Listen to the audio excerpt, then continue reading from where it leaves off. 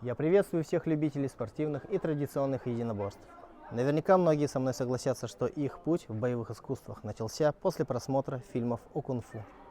Помните все те легендарные подражательные стили змеи, орла, журавля, тигра, обезьяны, пьяницы и многие другие.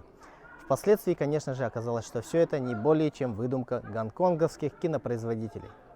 Но среди этого списка все-таки есть направление, которое по-настоящему является школой китайского традиционного ушу. Речь идет о кулаке богомола Танланчуань.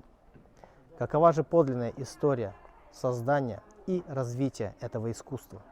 Генеалогия, система обучения, направления и их различия. В данной серии выпусков я постараюсь ответить на эти и многие другие вопросы. С вами Чагай Алексей, программа «Реальная Гунфу», и мы отправляемся по следу богомола. Поехали!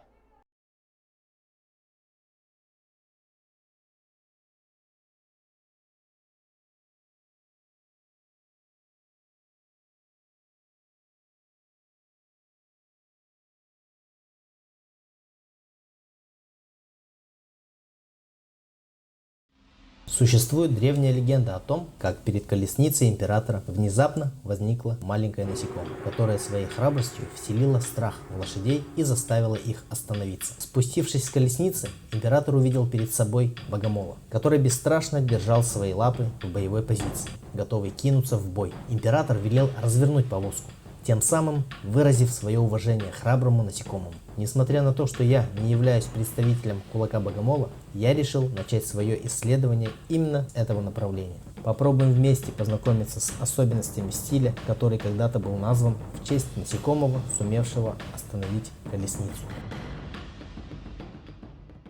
Человека, с которым я провожу свое первое детальное знакомство с направлением Танланчуань, зовут Хо Жуйтин. Скажу честно, я знаю Хо Лаоши очень давно.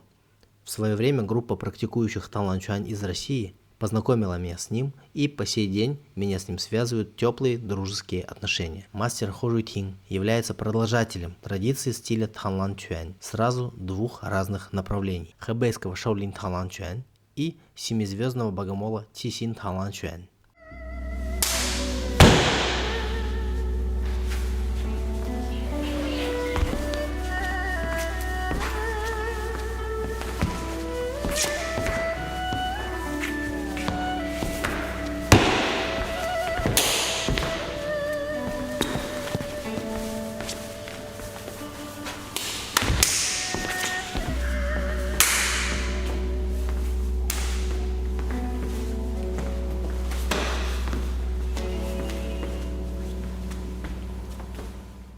Будучи практикующим традиционную школу Синьи Чуань на протяжении 20 лет, где далеко не секрет, что Синьи делится на два основных направления – шаньсийская Синьи и хэбэйская, для меня действительно стало открытием, что помимо наиболее известных направлений Танланчуань, таких как Мэйхуа Танлан, Люхэ Танлан, Тайджи Танланчуань и, конечно же, семизвездного богомола Цисин Танланчуань, также существует некая хэбэйская ветвь. В будущих наших сериях я непременно собираюсь подробно раскрыть особенности каждого из этих направлений. Но на сегодня давайте попробуем разобраться с хэбэйским Шаолинь Танланчуань, его возможной связью с другими ветвями, а также с наболевшим для многих практикующих вопросом происхождения данного направления ушу. Помимо Хо Лаоши, познакомиться с Танланчуань нам помогут ведущие ученики мастера из России и Китая, которые вот уже много лет рука об руку идут с Хо Лаоши, изучая и постигая традиционное искусство. Удачно то, что помимо основных вопросов нам также удастся узнать их отношение, восприятие этого искусства с точки зрения представителей двух разных стран. Насколько сейчас есть необходимость заниматься традиционным ушу и какое место в их жизни занимает практика. В 2003 году я познакомился с мастером Хо. Мне показалось, что этот человек обладает уникальными знаниями не только как мастер по кулаку богомола, но и как человек, который хорошо знает китайскую культуру, китайские боевые искусства. И мне всегда интересно было это направление. И в 2004 году я прошел поклонение, вступил во врата этой школы. С самого детства я занимался спортивным ушу. Но после 20 лет я начал замечать, что элементы повышенной сложности и комплексы Таолу стало выполнять намного сложнее, чем ты их делал в более раннем возрасте. Повысилась утомляемость и появилось понимание, что нет никакой перспективы. Позднее я познакомился с учителем Хо, который сейчас является моим мастером. Однажды, когда мы тренировались в парке, я увидел его, выполняющего форму богомола. Друзья объяснили мне, что это Танлан Чуэн. Я с детства занимался спортивным таолу и не понимал ничего о прикладном ушу. Но после знакомства с мастером Хо я понял, что, оказывается, ушу можно применять. С того момента я начал практиковать Танлан Чуэн. На посчитать 14 год, я 93-го, это 7 плюс 14, 21 получается. Начал заниматься богомолом с 20 лет, с 21 года. Познакомился в клубе с Дмитрием Геннадьевичем Роговым. И увлекла вся эта история. Начал потихоньку включаться и изучать новое. Кто же является создателем Танлан Чуэн, то есть исторически по версии вашей линии передачи? И отличается ли эта версия от других направлений Танлан Чуэн? Отличается. То есть создатель, да. А знаешь где? Раньше говорили, что создатель Ван Лан, верно? Верно. А кто такой Ван Лан? В Китае нет ни одного человека, кто может объяснить, что это за человек, откуда он, у кого обучался. В общем, почти как с Джан Цян Фэном, да? Именно. Это герой рассказа. О нем воспевали песни, легенды. Перед ним преклонялись. В Китае это очень любят. То есть Ван Лан — это абстрактная личность, образ. Но у меня есть книга 1912 года, переписанная от руки. Почти 100 лет. Она принадлежит нашим предшественникам по школе, которые проживали в Даляне. Называется «Исторический очерк стиля Танлан Чуэн». Там пишут, кто был первым поколением, кто был вторым, третьим, четвертым и так далее. Все ясно описано.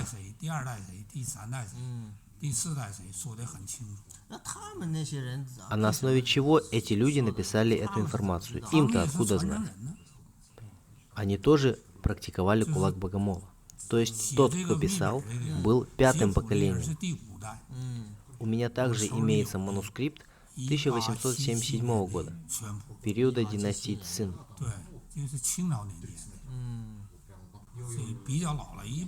Оригинал? Копия оригинала. Оригинал никто бы мне не дал, иначе у людей самих ничего не останется. А от кого вы получили эту копию? От последователей традиции по фамилии Дай. Это шаньдунская ветвь. Нет, хэбэйская. Поэтому традиция богомола делится на шаньдунскую и хэбэйскую ветви. Какая у них связь между собой? Обе они шли от одного создателя. В чем разница этих двух направлений?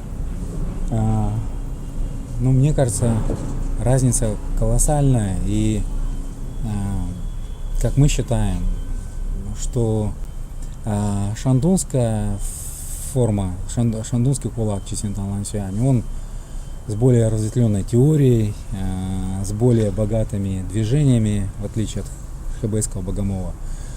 И здесь, конечно, есть отличия от других стилей шандунского богомола. Мы занимаемся тисином, характерной позиции, небольшая жесткость или даже присутствие жесткости и мягкости, но больше жесткости. Кто же был создателем? Мы считаем человек по имени Фудзюй. Шаньдунские направления это также признают, но у них описано нечетко. В манускрипте хэбэйского направления, которое я получил, ясно прописывается, что создателем является житель города Лоян, провинции Хэнань, из деревни Семи Чэнь. Чен Дяджуан по фамилии Су. Су Ванчунь. Су Ванчунь жил в период династии Мин. В конце периода династии Мин он сдал экзамен в императорском дворце. Правительство его заметило и назначило чиновником в город Лоян, на границе. На данный момент это город Кайфэн. После назначения он столкнулся с народным восстанием, которое возглавлял Ли Цзичен из провинции Шаньси. Он сверг династию Мин. Когда он сражался против династии Мин, то столкнулся с отпором Су Ванчуня. Но из-за неравенства сил Су Ванчуню пришлось бежать. Бежать куда? В монастырь Шаолинь.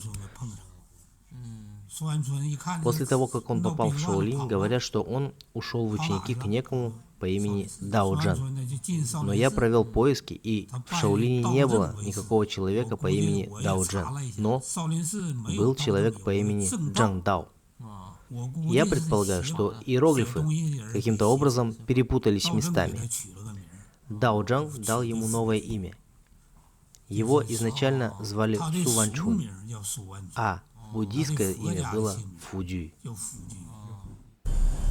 Хэбэйский кулак богомола или Шаолинь Танлан Сюань, он более аутентичнее, формы более старше по сравнению с шандунским богомолом. И где-то как-то прослеживается все-таки связь с монастырем, потому что движения некоторые совпадают с шаолинским кулаком. Короткие формы, прямая линия. Интересные формы, интересные приемы джаофа, интересная техника бросков в этом направлении.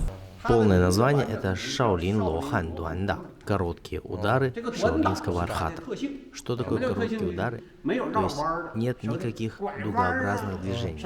Нет ни вот этого, ни этого. Ничего такого нет. Ты бьешь меня, я бью тебя. К примеру, ты отступаешь и... Как применяется это движение? Сейчас ты не видишь, что происходит внизу, верно? Да. Что ему приходилось делать каждый день после того, как он попал в Шаолинь? Он читал молитвы. В манускрипте пишут, что однажды он пришел в лес и увидел, как богомол кидается на цикаду. И, конечно же, перенял эту манеру на ведение поединка. Создал так называемый кулак богомола Танлан Чуань. Точно такую же историю используют в рассказах про Ван Лана. Согласно манускриптам Чуаньпу, система обучения Шаолинь Танлан Чуань строится на изучении дорожек, так называемых танов, которые в свою очередь делятся на 7 передних и 9 задних дорожек. По мере освоения приемов от тана к тану происходит усложнение и обогащение технического арсенала. Почему делят на 7 передних и 9 задних танов? 7 плюс 9 это 16, так ведь? В истории китайского буддизма есть 18 архатов, Шива Лохань. Но до периода правления императора Цянлуна их было 16. В период своего правления император Цянлун добавил 17 и 18 архата. Он назначил их. 17 был архат Сянлong, 18 архат Фуху. То есть их добавили. Да, добавили этих двоих. Почему-то называют короткие удары архатом, а некоторые называют короткие удары 18 архатов. Это неверно. В то время их еще не утвердили. Су Ванчунь держался этих символов, когда создавал стиль. Семерка, например, используется в буддизме, например, 7 цветков лотоса, а девятка, в принципе, это счастливое число. Таким образом, он использовал цифру 16 в память о 16 архатах. Архат в буддизме это некое божество. Это относится к шаолинскому богомолу, верно? Да. Какая дорожка изображена на этой картине? Первая из 7 передних танов. Смотри, здесь перечисляется название движений первой дорожки. Манускрипты в Танланцюань описывают самые ранние теории древнего Китая. Упоминаются изречения Мэнзы и Конфуция. Далее начали добавлять что-то из буддизма. Конфуцианство, буддизм, даосизм. Получается, что 3 различных философских направления было объединено в одном стиле ушу.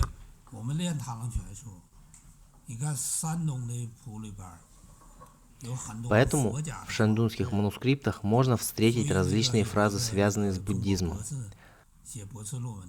Однажды был случай, когда один из профессоров по религиям задал вопрос: как так, собрали все в кучу? Но вот только он не понимает, что в ушу раньше не было так, что даосы не принимали буддистов, буддисты не принимали даосов. Каждый друг у друга что-то перенимал. Первое поколение было под влиянием буддизма. Вторым поколением был Янь Ваньсю, даос из дворца белых облаков. Кто-то его зовет Янь Юйчин. Но сейчас сложно точно сказать, так как в Китае есть основное имя, второе имя, есть псевдоним, есть прозвище и так далее. Но со вторым поколением сложности нет. Третьим поколением был чиновник Эншанци. Четвертое поколение уже более важная личность. Это был житель Цанчжоу, провинции Хэбэй, Ян Цзюньпу. Это линия шаолинского богомола. Да, но это все можно отнести к началу традиции богомола.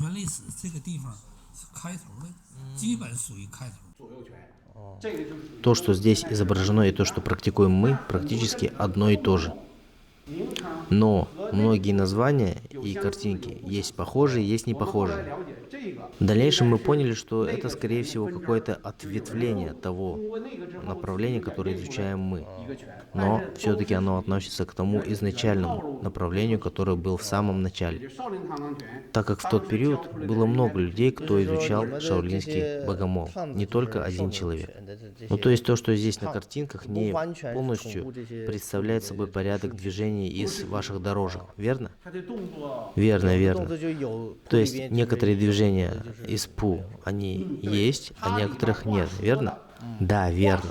То есть получается так, что здесь пишется текст, но из этого текста изображается только одна картинка. Бывает, что картинка повторяет элемент текста, а бывает картинка совершенно другая. Как еще раз его звали? Ян Цзюньпу. Но до них уже был шандунский богомол. Да, был. По шандунской ветке был человек, которого называли Шэн Сяо Даожэнь. Он говорил, что его учитель Фудзюй. То есть он и был вторым поколением. Да, вторым. А Фудзюй был создателем.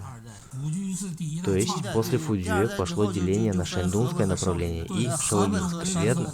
Да. По шандунской ветке был Шэн Сяо Даожэнь, а по хэбэйской Ян Ваньсю из Пекина, из храма белых облаков. Но почему они так сильно отличаются? Все, что мы сейчас видим, это то, что изменяли из поколения в поколение. Второе, третье, четвертое, пятое, шестое. Все поколения создавали что-то новое.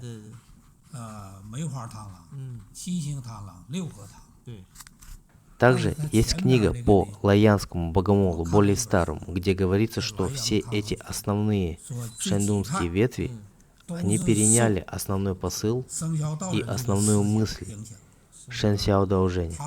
Но они не говорят, что он был создателем. И только наша тесиновская ветвь соглашается с тем, что он и был создателем.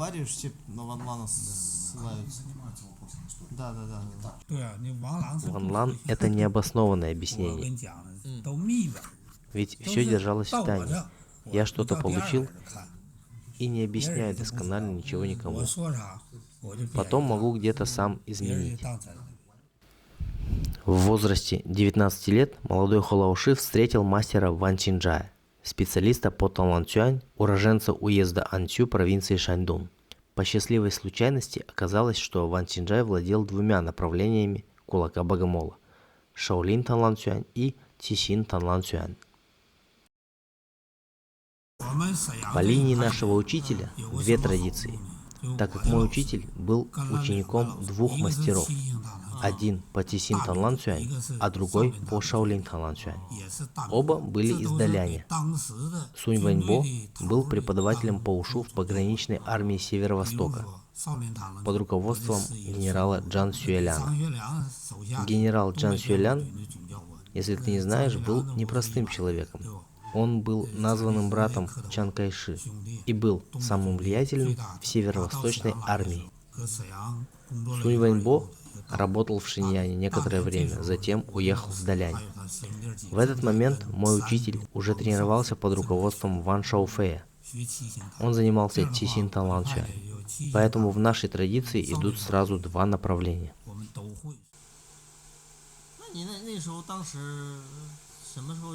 А когда вы почувствовали, что достаточно позанимались Цисин Танлан и пора начать заниматься Шаолин Танланцюань? Поначалу я занимался у Ван Чинджая Цисин Танланцюань, но через несколько лет я узнал, что есть еще и другое направление, и спросил, можно ли начать заниматься им. Он и начал меня обучать.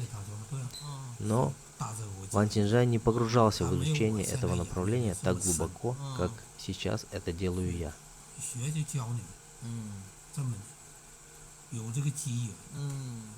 А какое направление он знал лучше? Оба знал неплохо. Но я считаю, что Цисин у него был получше. Цисин он изучал у Ван Шаофэя. Ван Шаофэй большой мастер ушу.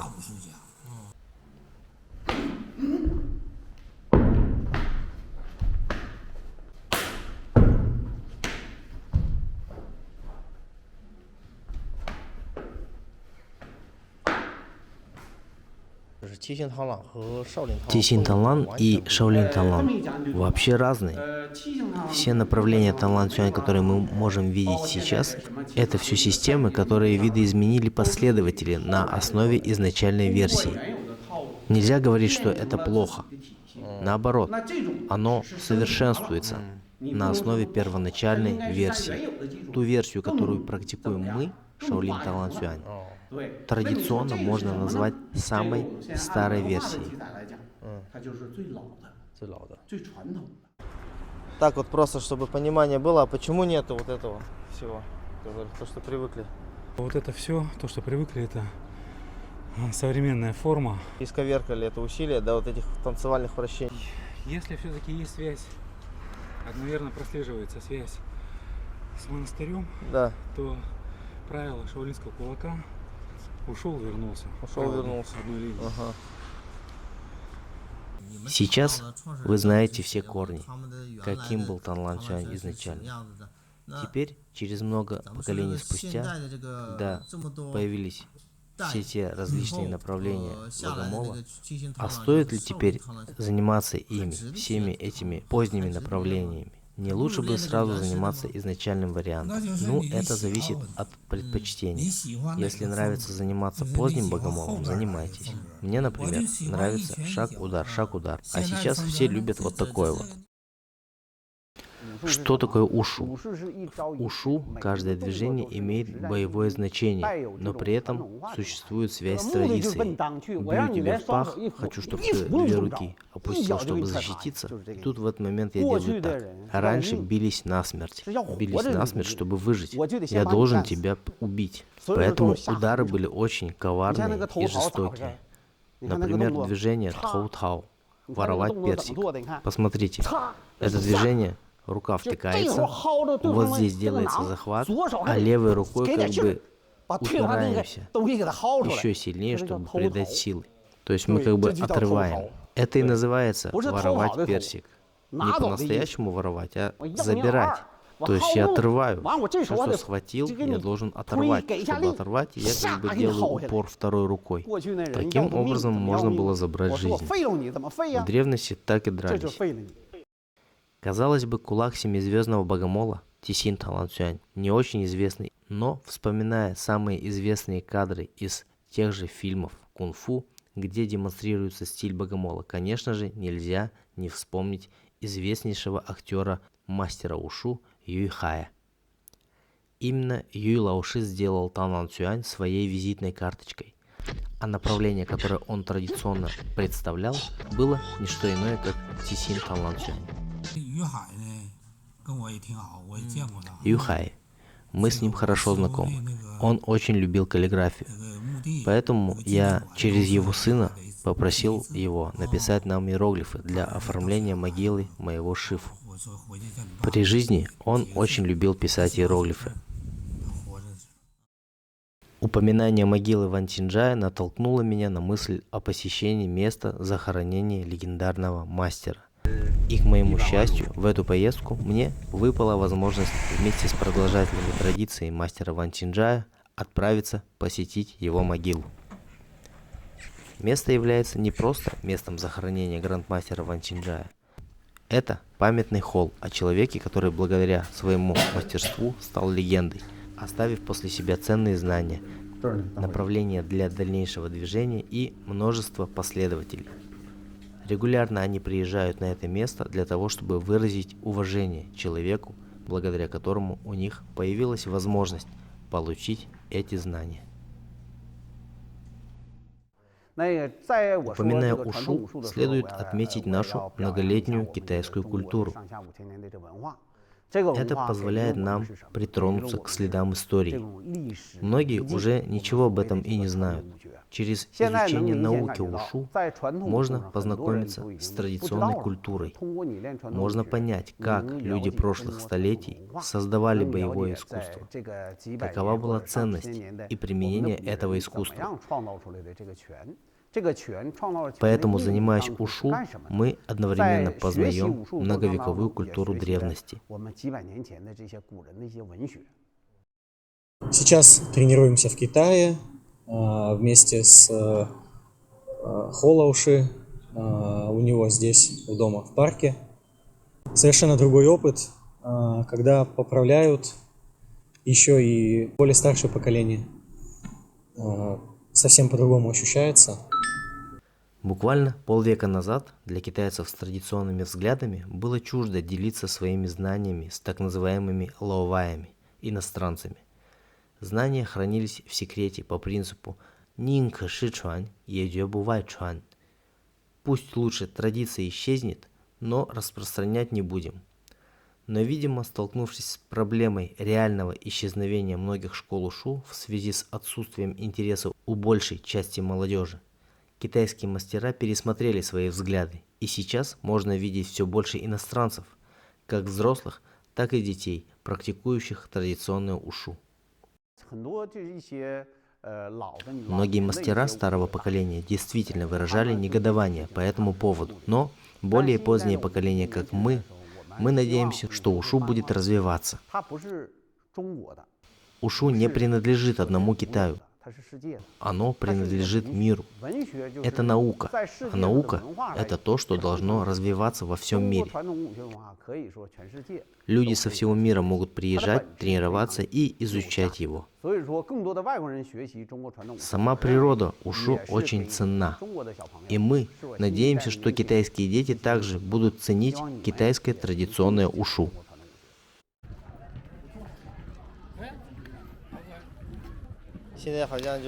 Видимо, сейчас китайская молодежь не очень заинтересована в изучении всего этого. Сейчас китайская молодежь только и знает, что веселиться. Ничего не хотят изучать. Раньше мы всегда хотели чему-то научиться при встрече с хорошим учителем.